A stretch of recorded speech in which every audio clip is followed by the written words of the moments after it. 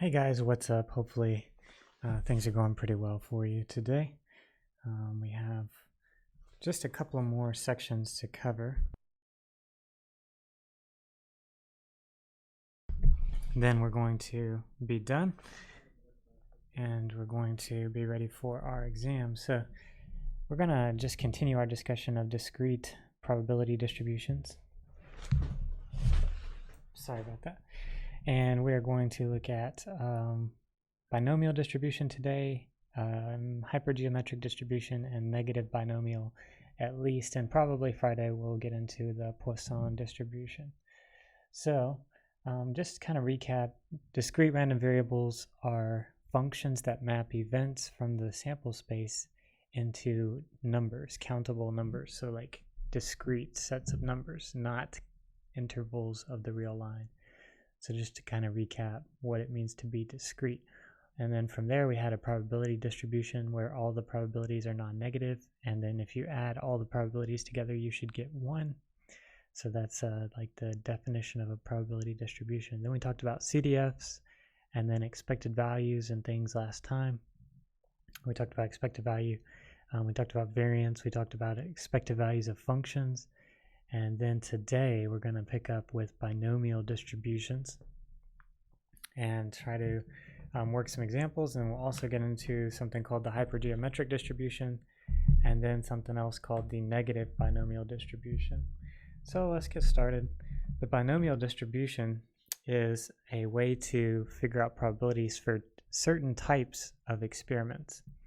And the type of experiment we want to consider is, number one, the experiment is a sequence of n smaller experiments called trials. N, the number of experiments, is fixed in advance. Then, number two, each trial has 2 outcomes, a success or a failure. And that has to be defined in the problem, or you have to define that whenever you're working the problem. You have to define, what do you mean by success? What do you mean by failure? So it's basically a Bernoulli trial, and one of the outcomes is the success, the other outcome is a failure. So you could define heads to be success, or you could define tails to be success, but the other one is going to be failure. So that's kind of the idea. The trials are independent, kind of like a coin flip. If you got heads on the first flip, the second flip, it doesn't care. It doesn't matter what happened on the first flip. You're still going to get a 50% chance of getting heads again on the next flip. So the trials have to be independent. Now, the probability of success does not change from one trial to the next trial. The fact that you got heads on the last flip doesn't affect the fact that you could still get heads with 50% on the next flip. So it's like the probability doesn't change for success from trial to trial. So examples, we could toss a coin 50 times to find the outcome heads as success. Then little n would be 50 and the probability of success would be 0.5. You could roll a single die 20 times, define an outcome of 1 as a success. Then you have little n equals 20 experiments, 20 Bernoulli trials happening, with probability of success now being 1/6, because 1 out of 6 faces on the die are 1. And then the last thing could be like select 10 students at random to find getting a female as success. Well, what's the probability of success? We don't know, probably 50%, but I mean, it could be 49 or 51, something like that. But n would be 10, and probability of success would have to be known somehow outside of that. So now we're going to try to just look at how to get the binomial probability mass function. So how do we get a probability for this type of experiment? That's the idea. So how do we get the probability for this binomial random variable, or this binomial distribution? Well, let's consider kind of an example here.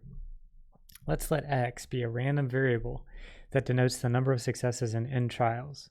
So that's what we call a binomial random variable, one that is the number of successes out of n trials. Then let's say n equals 3. So let's say we have, what are the outcomes for 3 trials? Well, they could all be successes. The first 2 could be success, the last could be failure. The next one, success, failure, success. The next one, success, failure, failure, etc. So these 8 outcomes are the possibilities for our outcomes. So these are the outcomes of the experiment. So we have 8 outcomes here. Now, how many successes are there in this first one? So that's what X is telling you. X is the number of successes out of n trials. So we have 3 trials here, all being success, so X would be 3. And the next one here, you have 2 successes, so X would equal 2. Here you have 2 successes, X would be 2 again. So your random variable is denoting the number of successes out of your 3 trials. Now, what's the probability of success if you have 3 successes? So what is the probability of success here? Well, since they're independent, it's probability of success times probability of success times probability of success, which is little p times little p times little p, which is p cubed right here. It's pretty straightforward so far. Hopefully the understanding is there. We're assuming all these trials are independent. That's why we can just multiply those 3 together. Now, what is the probability of success, failure? So that's this one right here. What is this probability of success, failure? Well, again, just multiply your probabilities together. Get P of S times P of S times P of F. Well, that's just little p times 1 minus p, because this is the probability of failure. Probability of failure. It's basically the complement, right? So that would be 1 minus p right there. And you can rewrite that as p squared times 1 minus p. Well, what if you rearrange the order like this next one right here? What if you rearrange the order and you say, okay, I got a success and then a failure and then a success? Well, it's the same probability because, again, they're independent. You just multiply them together, you get the same probability. So the question is, how do you get the probability of 2 successes? Well, it's the number of outcomes with x equals 2 times the probability of outcomes with x equals 2. So the number of ways to get 2 successes times the probability of any outcome with x equals 2. So that's going to be, in general, how we do that. Well, how many ways are there to get 2 successes? Well, I don't care about the order, so I use a combination. So this is unordered. Combination. The number of outcomes of x equals 2. That's an unordered combination. So in general, if you had n trials and x successes, so this is number of successes. This is the number of trials. And this is your probability of success.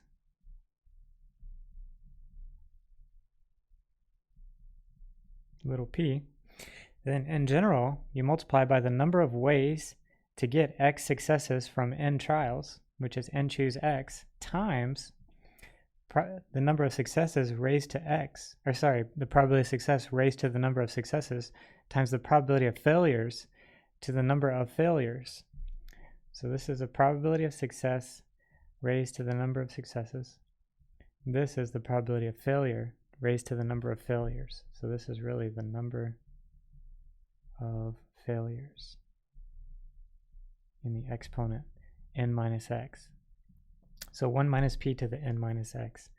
And that is your probability mass function, or the way that you calculate probabilities if you have this type of setup. So Derek says, does the order of the successes or failures matter? No, because we're using combinations. That's exactly right. We don't care about the order of success. We just care about the number of successes, not in which order they occurred. If we did care about the order in which they occurred, we have to think of it a different way. But we just want to know, okay, how many heads am I going to get out of, or like what's probably I get 3 heads out of 10 coin flips? Exactly 3, something like that. I don't care like if I got head on the first one and then in the middle and then at the end, or if I got all 3 at the beginning. I just got 3 heads out of 10 coin flips.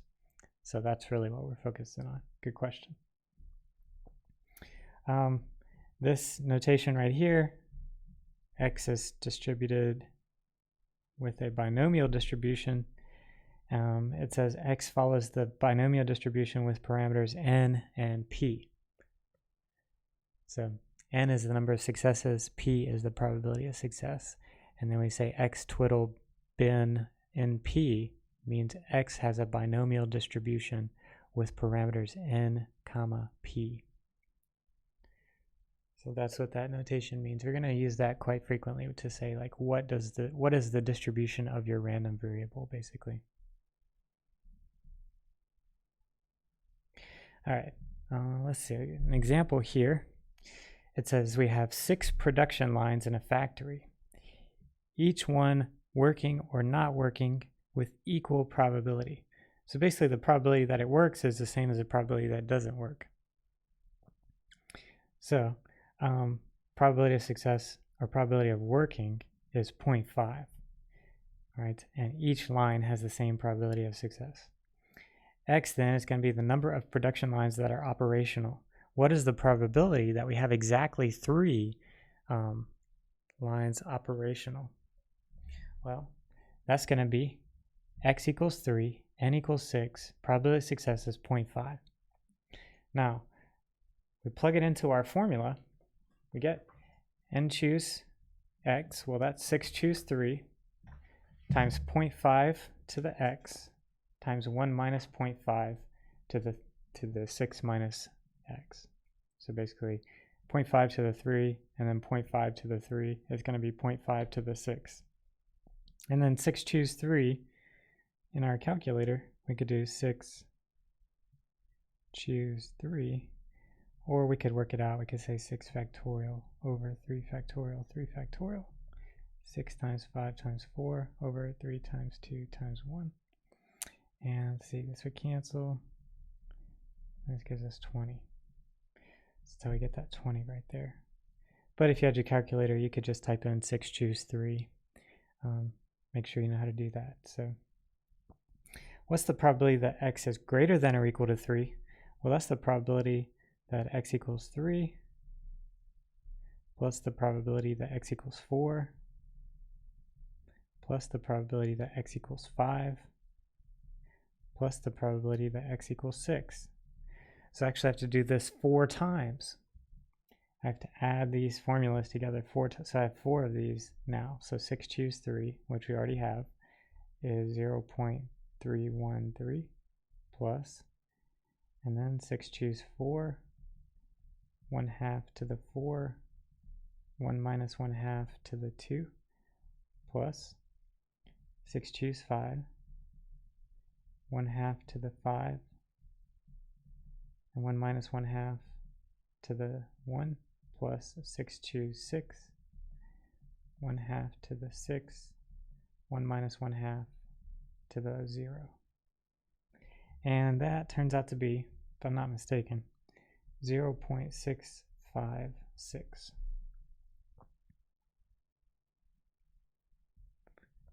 So 65% of the time you have at least 3 lines on operation. You have at least 3 production lines in operation 65% of the time.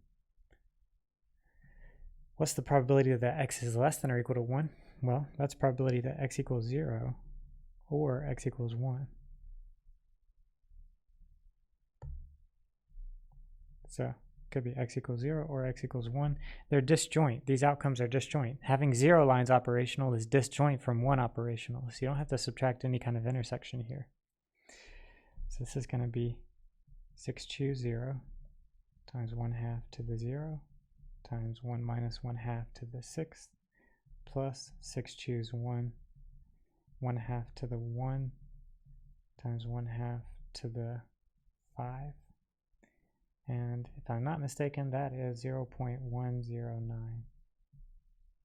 So about 11% of the time you have 1 or fewer operational.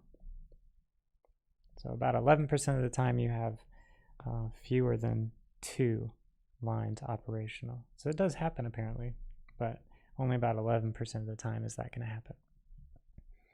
So any questions, of course, just let me know. Try to slow down and cover it up. Make sure we get it.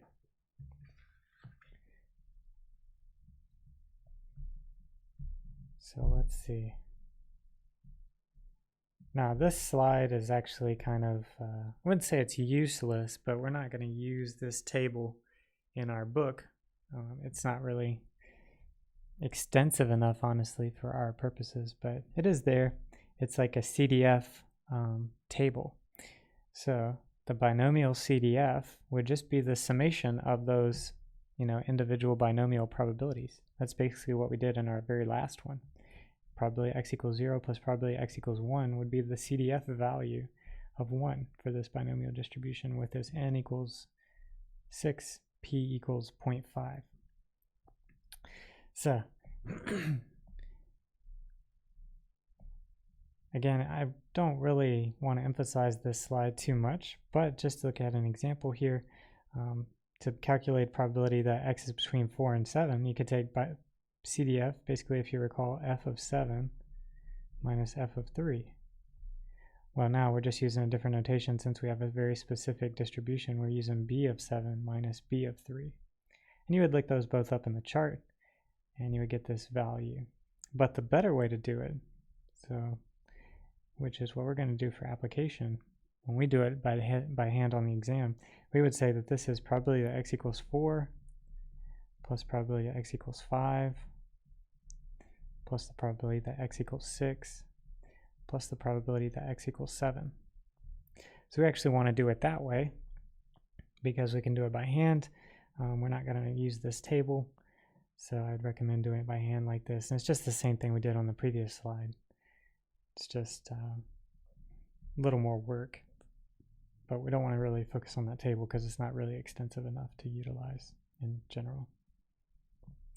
Now, very specific properties of the binomial distribution are the expected value of the binomial distribution is the number of trials times the probability of success. That's basically the number of successes you expect.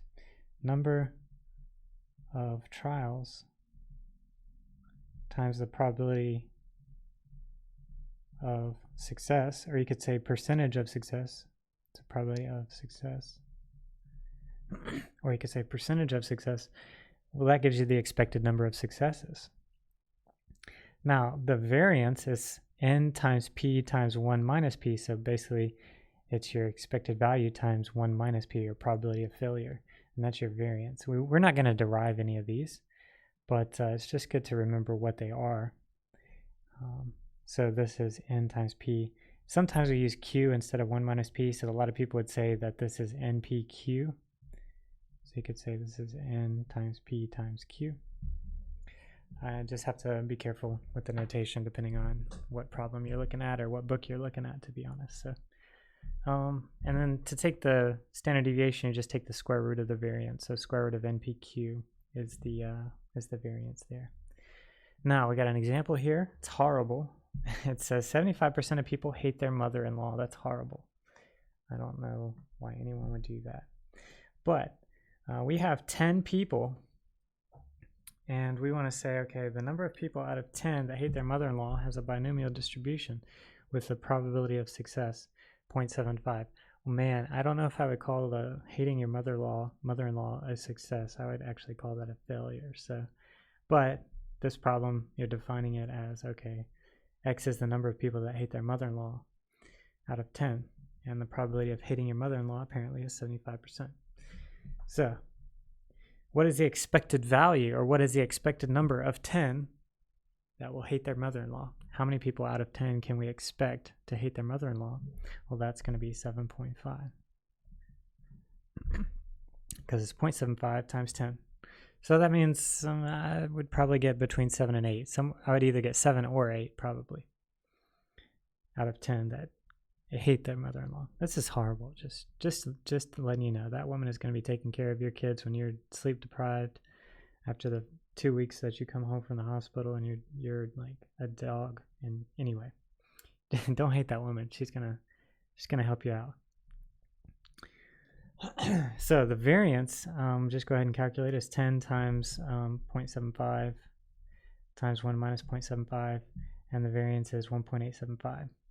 The standard deviation then is 1.37. So that's our straightforward application of variance and whatever. So now, what is the probability, so this one right here, what is the probability of the number of people that hate their mother-in-law being between one standard deviation from the mean, basically?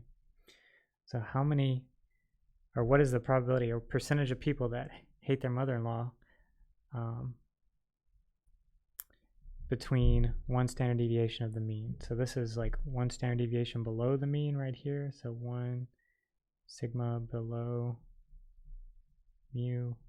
This is 1 sigma above mu.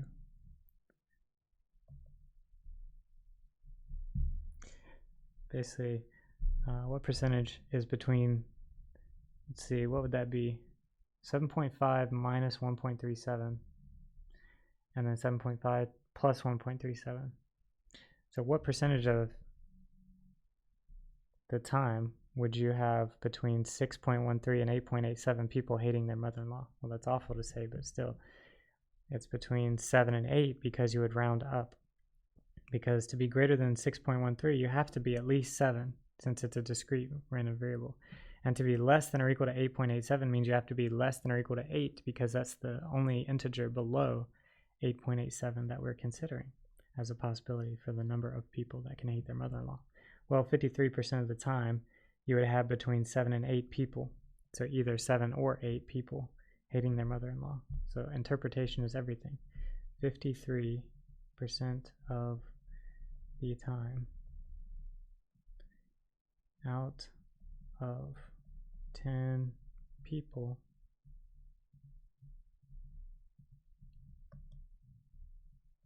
you will have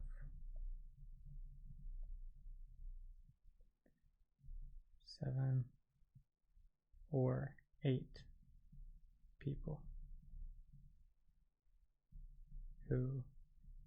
hate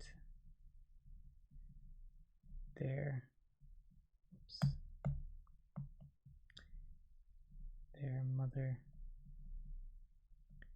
mother-in-law. So interpretation is everything.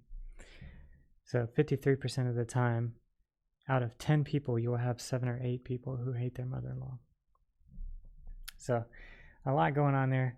Really just knowing when to use which distribution is the key for this section, or for this chapter, the end part at least. So when you see an application problem, you have to say, okay, is binomial appropriate here? Do I use the binomial distribution here? If so, how do I use it? What am I being asked to find? Am I asked to find the mean? Am I asked to find the variance? Am I asked to find a probability of success? Like, how many successes am I going to have out of n trials? So it's kind of like that. You have to figure out which distribution you have to use. 3.5 continued the hypergeometric distribution. So this is going to answer a different type of experiment. In this experiment, you have n individuals or n objects or n elements, and we call that the population. So this is called the population size, entire population, entire finite population.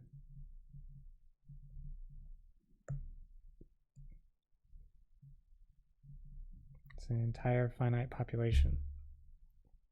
Now, each individual, number 2, each individual is either a success or failure. That's horrible. Each individual is either a success or failure. And there are a total of m successes in the population. So that's the second assumption.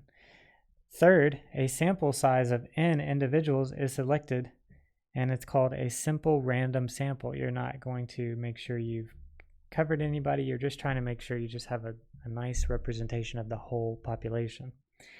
X is going to be the number of successes in the sample. So you have m successes in the entire population, then you want to find X being the number of successes in the sample that you've chosen.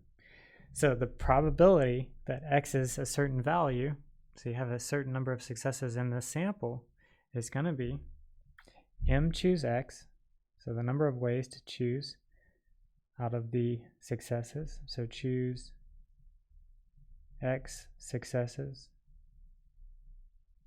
from m total successes.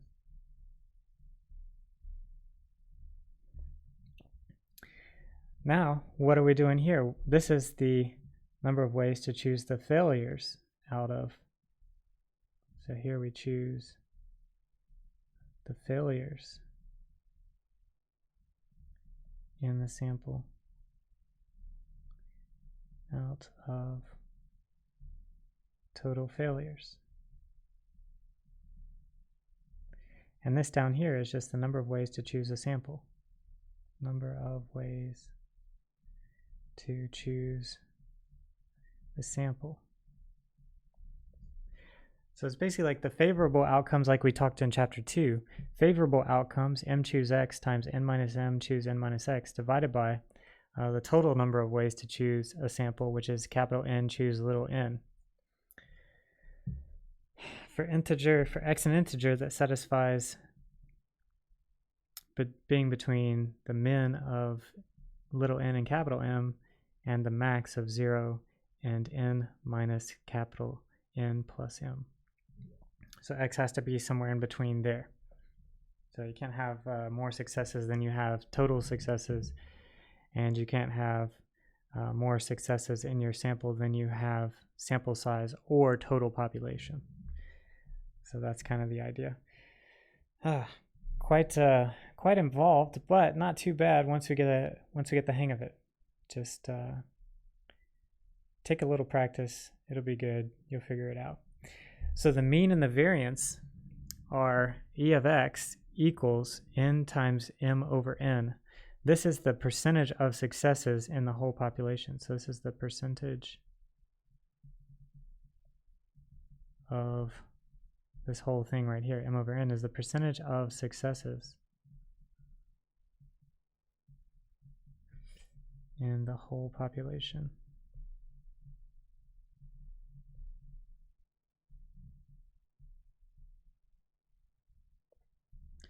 So m over n. So sometimes we call that thing p, little p. So if we do that, then we say that E of x is n times p. Now, if the expected value is n times p, that's very similar to binomial, right? Very similar to binomial. So don't get confused. Now, if the standard deviation or the variance is n capital N minus little n over n minus 1 times n times p times 1 minus p, basically. So this is p, and then this is 1 minus p, basically. So n minus n over n minus 1. So that's another way to write the variance of this hypergeometric distribution. If we have a small sample size compared to our population, then the variance approaches n times p times 1 minus p. Then lastly, this third bullet point here, the hypergeometric distribution becomes a binomial distribution if we have a very small sample compared to the population. So this is called the finite population correction of the binomial distribution. So it's just like it's just a, I wouldn't say an extension, but it's just a correction to the binomial distribution. So they are related, but they are not exactly the same. They don't necessarily answer the exact same question. It's just like you have some restrictions already on your number of successes you can have in your whole population. Like you can't have, I mean, I guess you could, but if you have n capital successes, then it basically reduces down to the binomial distribution. Now let's look at an example. We have Apple and Dell computers, see chapter 2. The number of Apple computers given to students. So X is going to be the number of Apple computers given to students. And I think, let's see, this one was number of Dell. This was the number of Apple. Just double check really fast, make sure.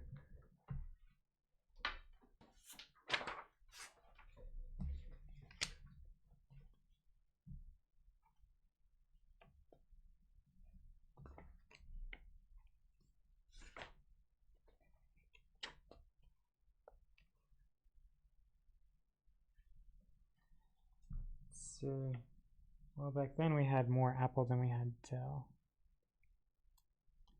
Nope, no. We had 15 apple and we had 10 del.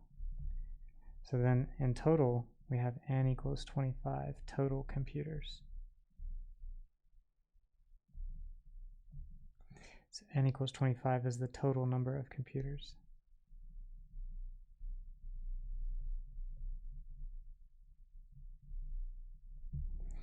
Then here is the number of successes.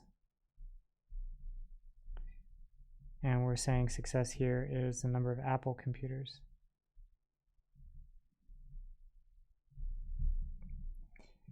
And what were we going to do? We're going to pick a sample of 6. Sample of 6 computers. Then we said, okay, the probability that x equals 3 is going to be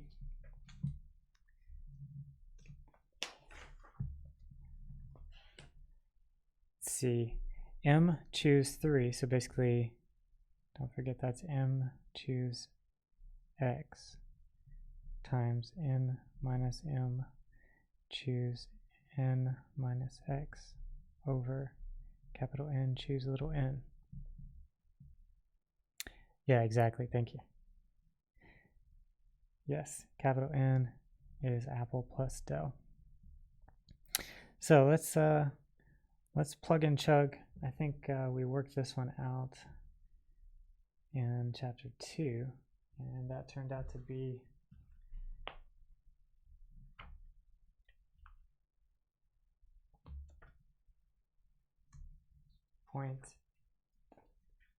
.3083. So that was 0.3083.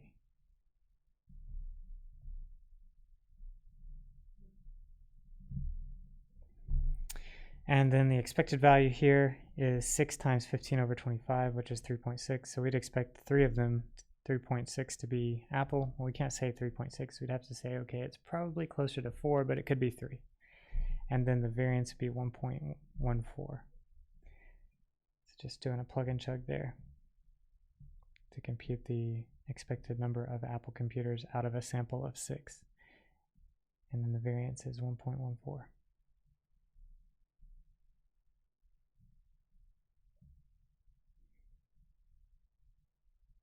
All right, any questions? Thank you, Caitlin. You're absolutely correct. N is the total number of computers, Apple and Dell. Now, something called the negative binomial distribution. This answers another question, a different type of question.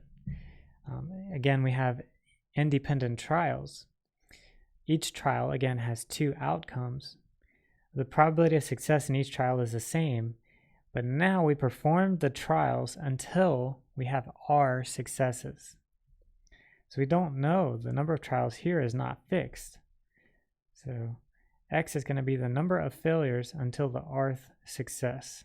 X is a negative binomial distribution. Binomial is a fixed number of trials. The random variable is the number of successes. For negative binomial, so just highlighting the difference here, the negative binomial distribution is a fixed number of successes. The random variable is the number of trials. We don't know how many trials it's going to take to get to the very last success. So it answers a slightly different question.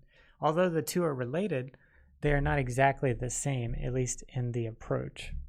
So they can be 2 sides of the same coin if you know all the information, but we'll think of them as fundamentally different questions that are related.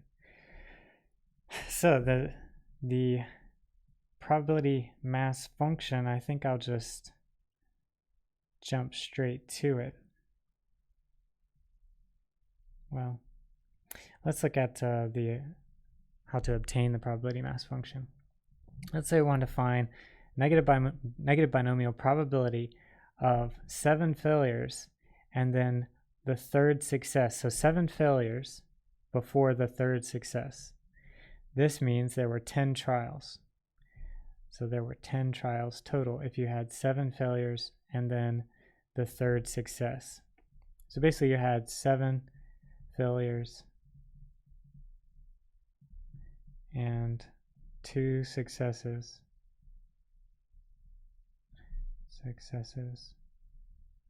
before the last success.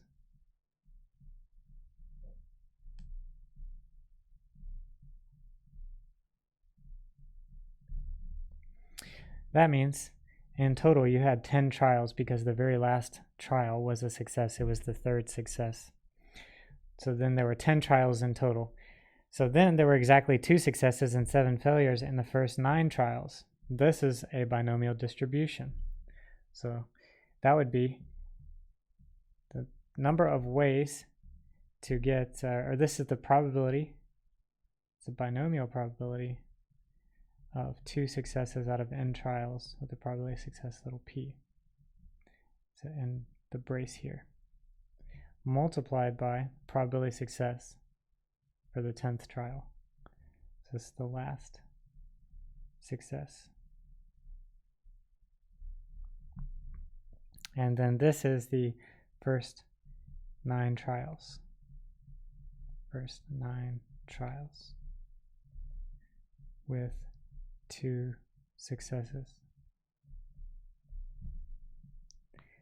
So take the probability of first 9 trials with 2 successes times the probability of success for the very last one, because the last one is always going to be your very last success, and that's the probability of your negative binomial distribution in this setup. However, we're going to think of the binomial distribution on its own terms and think of it in terms of x, r, and p, not the total number of trials that you'll have to perform. So the way we can do that in general is just use add x plus r, so number of failures plus number of successes minus 1, choose r minus 1, so number of successes minus 1. Probability of success raised to the number of successes, probability of failure raised to the number of failures. So this is number of failures.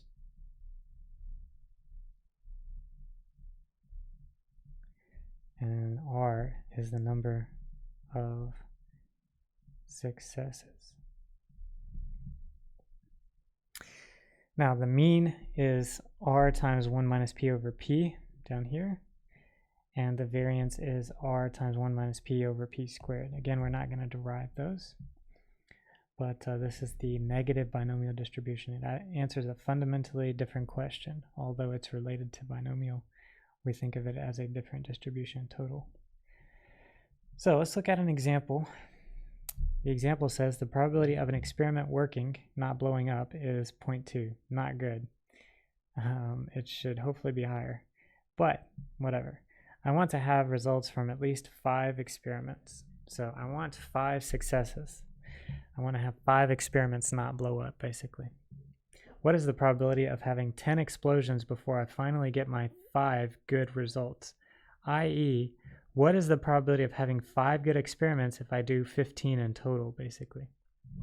So you have 10 failures before the 5th good experiment. So you have 10 failed experiments.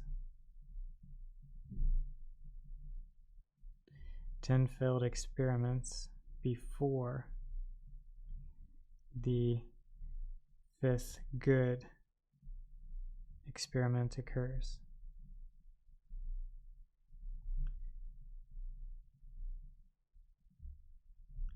So that's the question we want to answer. What is the probability of getting 10 failed experiments before we have 5 good experiments? So we should actually say, what's the probability that x equals 10? Since it's a negative binomial and x is the number of failures before the last success. So just make a note there, that should be a 10, not a 5. So then that's negative binomial of 10, 5, and 0.2. And do a little number crunch. We got 10 plus 5 minus 1, choose 5 minus 1, 0.2 to the number of successes, which is 5, and then 1 minus 0.2 to the number of failures, which is 10. And I believe we should get 0.34 if I'm not mistaken. So now, what is the expected number of failed experiments in order to have 5 good results? Well, E of x equals r times 1 minus p over p. R is 5 because we have 5 successes. 1 minus p is 0.8 divided by 0.2. That's 5 times 4, which is 20. So we actually would expect to do 20 experiments, failed experiments, before we get our 5th good experiment. So that's the expected number of failures. So getting only 10 failures is not very likely, right? We see that in 34% right here. So it's not likely to only have 10 failures. You're more like you should expect, I guess you could say, I expect to have 20 failures. So if I did get 10, I would say, okay, I'm ahead. If I got more than 20, I'd say, oh no, it took too many. I wasted my resources. Oh man.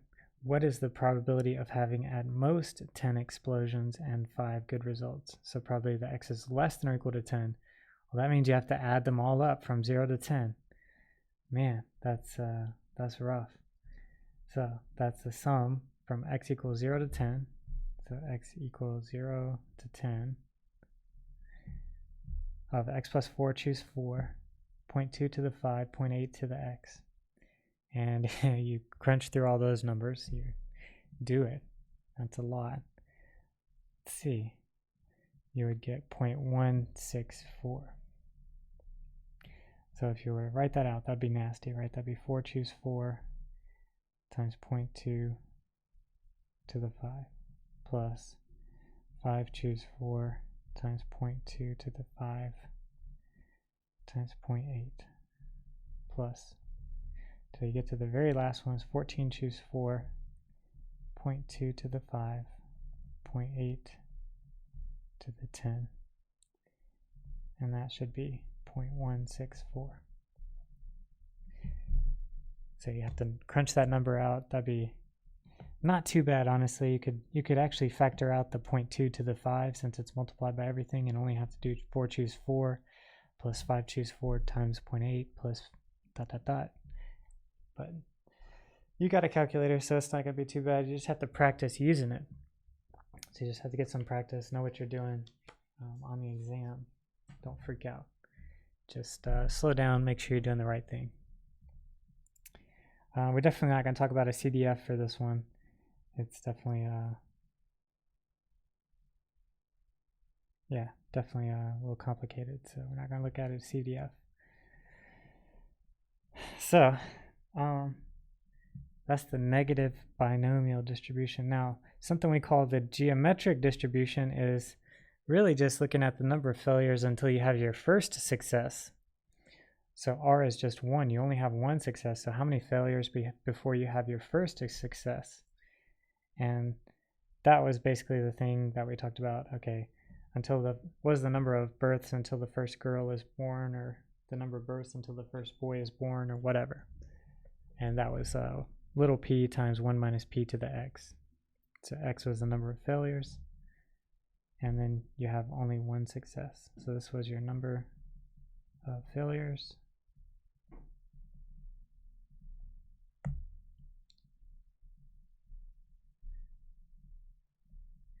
And you have only 1 success.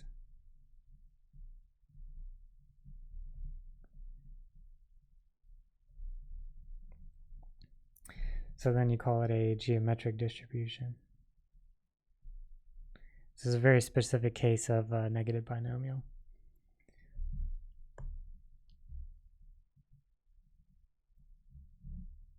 I'm not going to spend a lot of time on it. I don't even think there's really like a straightforward, or there's not really like an explicit example or anything like that in the book or the notes. So I'm not really going to go through it in depth.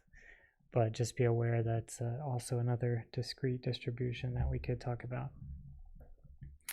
All right, so I think today we'll try to get through Poisson, and then maybe on Friday I'll come back and do a few more examples, maybe one of each again, just to kind of prep and get ready for the exam next week. So any questions, of course, just let me know. So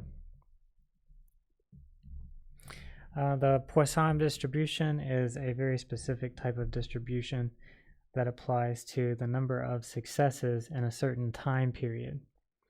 So let's see.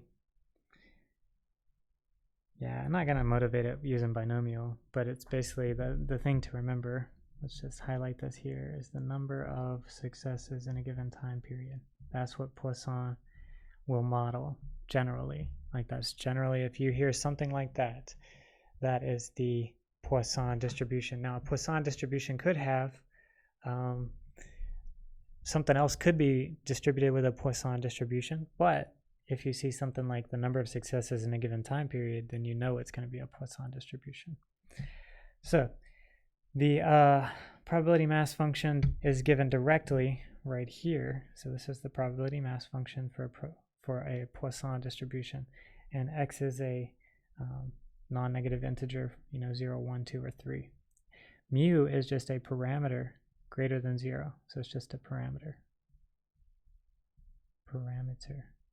It's actually related to the mean, we'll see. But yeah. All right, so it is easy, it says right here, it says it is easy to show that e to the negative mu times mu to the x over x factorial is always greater than 0. And then also they show that the summation is 1. So this is a real probability mass function. Don't worry about those details necessarily unless you really just want to dig in, get some good math practice. I'm not going to require you to look at that on the exam or anything, but if you really want to dig in, you can. So that's just basically a Maclaurin series for e to the mu. So just a Maclaurin series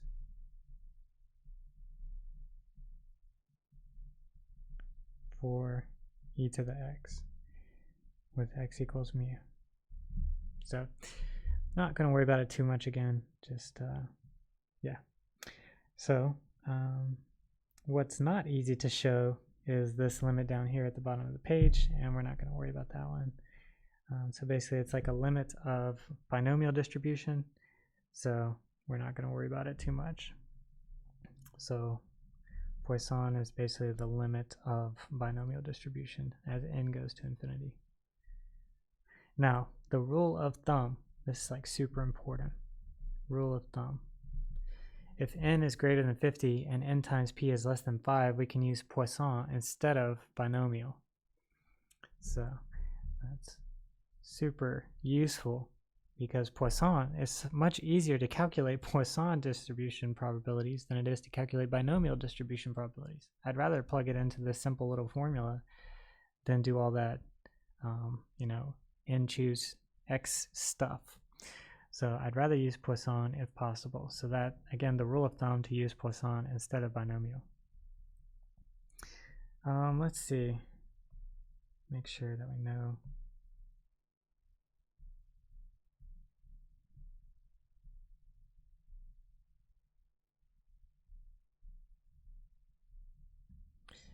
So something to keep in mind. If we are going to use Poisson instead of binomial, we let mu equal n times p if using Poisson instead of binomial. The parameter mu for Poisson is n times p if you're using Poisson instead of binomial. So just make a note that whenever you change from binomial to Poisson, you have to use mu, your parameter for your Poisson is n times p. Now, example, n equals 400, p equals 0.005. X is the number of successes in the binomial experiment. If you calculate it directly, you get 0.270669.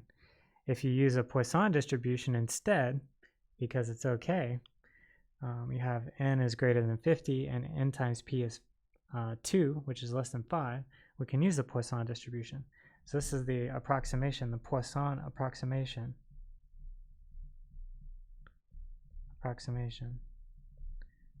of probability x equals 1 up here.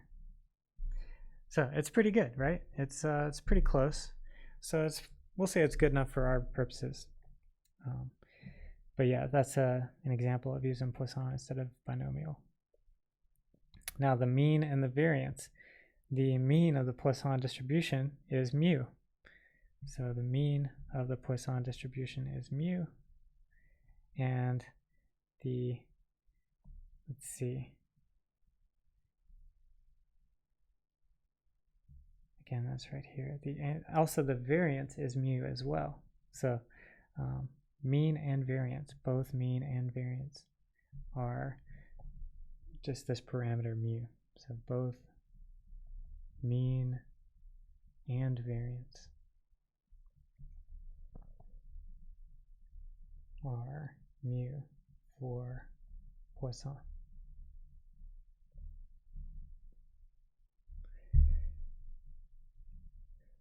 We have a Poisson distribution. The mean and the variance are both just the parameter of the Poisson distribution. This is very straightforward. It says x is the number of animals captured during an arbitrary time period. Suppose that x has a Poisson distribution with mu equals 4.5. Find the probability that x equals 5. Well, I think it's like e to the negative mu to the x over x factorial. So just to verify that, we scroll back up and we say, okay, let's look at our PMF. There it is, mu to the x over x factorial, e to the negative mu. So mu is 4.5, so that's e to the negative 4.5 times 4.5 to the 5 over 5 factorial. Do a little number crunch to get the probability, and that's going to be 0.1708. So 0.1708. What's the probability that x is less than or equal to 5? Well, that's 0, 1, 2, 3, or 4. Or actually 0, 1, 2, 3, 4, 5. So that's actually going to be the summation. X equals 0 to 5 e to the negative mu to the x over x factorial, which is e to the 0 of 4.5 to the 0 over 0 factorial plus e to the negative 1, 4.5 to the 1 over 1 factorial plus dot dot dot e to the negative 5 mu to the, or 4.5 to the, sorry, the e is always to the mu, sorry, negative 4.5 e to the negative 4.5 and then 4.5 to the 5 over 5 factorial. So that exponent of e is fixed, but the thing that changes is the base 4.5 and then, or sorry, the exponent of mu and then the factorial in the bottom. That's what changes. You number crunch that out, you get 0.7029. Again, just a little tedious. What you could do is factor out the e to the negative 4.5 and then just do 4.5 to the 0 over 0 factorial plus 4.5 to the 1 over 1 factorial plus 4.5 squared over 2 plus 4.5 cubed over 6 plus 4.5 to the 4 over 24 plus 4.5 to the 5th over 120. All of that multiplied by e to the negative 4.5. You just have to get some practice using your calculator to do it. But yeah, that's kind of the idea of the Poisson distribution, or how to use it at least. All right, so last thing is something called the Poisson process, and it's kind of similar to the binomial stuff, at least as far as how you get the parameters. So the Poisson process is related to the occurrence of events of a given type over time. Assumptions: number one, there exists constant a such that for a short time interval delta t, the probability that exactly one event occurs is a times delta t. The probability of an event occurring is approximately proportional to the duration of the time interval. The probability of more than one event occurring in delta t is basically 0. So we're going to assume that the probability of more than one event occurring in that time frame is 0. The number of events occurring during the time interval delta t is independent of the number of events occurring prior to it. So the fact that you've had so many distributions or so many events occurring already doesn't affect what you have now. So question we have is, on the test, do we need to show every part of the summation? I wouldn't necessarily I'm not going to ask you to write down all the numbers, like the intermediate steps necessarily, but I need you to give me the correct start. I need you to write out like we have here, kind of, what I have in this red parentheses. I just need to know that you're on the right track, and then to get the number. So kind of the two things that you need are the right start and the right end. Now, if you get things wrong in the middle, that's on you. So I can't really check your work in the middle because I can't see it. So if you don't write it out, you need to get it right. If you write it all out, I have a better chance of knowing what you did and where you went wrong. So it's up to you, but I don't necessarily need all the steps if you're comfortable. Now, the probability that k events will be observed over a given time period t is basically mu equals AT. So A is the probability that one event occurs. When we multiply it by t, that's the number of a certain number of events occurring over a time interval t. So raised to the kth power over k factorial. So it's basically mu equals A times t. So the occurrence of events over time is called a Poisson process.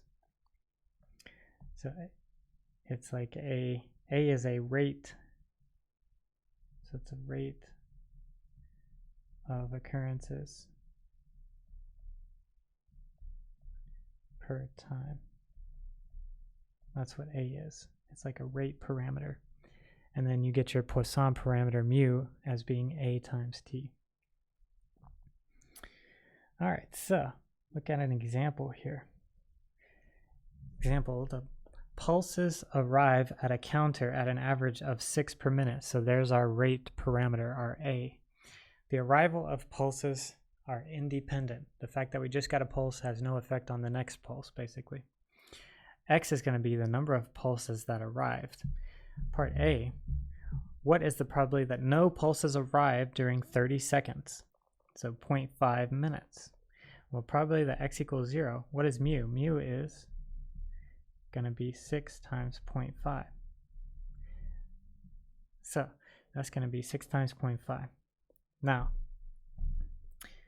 let's plug it into our Poisson distribution. So that's going to be e to the negative mu to the 0 over 0 factorial. So that's basically what all this stuff is. And that's e to the negative 3, which is 0.0498.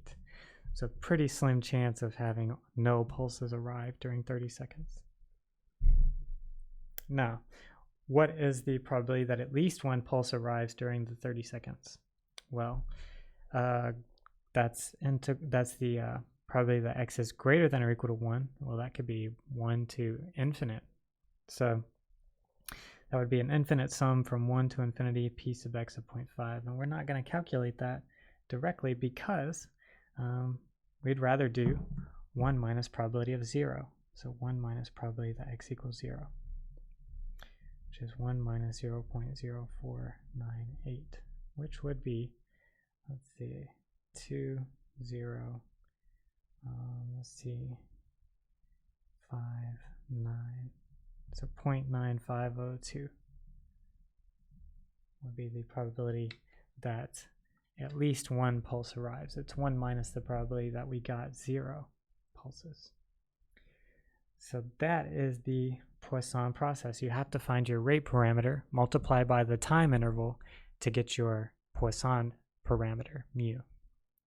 And there'll be a couple of Poisson problems, maybe like approximating binomial, using a Poisson process, something like that. So good stuff.